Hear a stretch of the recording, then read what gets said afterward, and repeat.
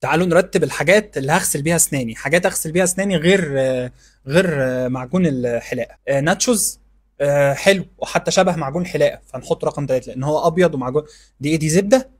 ممكن سناني يدهن. ده ايه ده؟ لوبيا دي ولا ايه؟ ده لوبيا دي ولا فول دي؟ انا بحب الفول. لا انا ما بحبش الفول، ما هو على حسب. هي لو لوبيا انا بحب اللوبيا، فول انا ما بحبش الفول. فهنحطها رقم 8 عشان هي برضو جونسون اند جونسون. ليه يعني؟ هي اسنان بيبي ما ينفعش، دي مش ديسيدوس، دي بيرمننت. درسناها في سنه تانية. ديسيدوس بتاعت الاطفال، بيرمننت بتاعت الاكبر من الاطفال. مربى. طبعا مربى، نغسل بالمربى وتبقى اسناننا كده مايونيز. مايونيز، تخيل تغسل سنانك بمايونيز. لا يا عم ما تغسلهاش وروح بريحه بقك وحشه احسن. عسل. حلو، العسل للعسل. انا اعمل اغسل سناني بالقطه ليه؟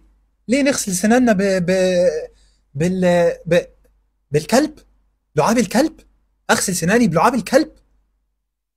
ايه الفلتر المقرف ده؟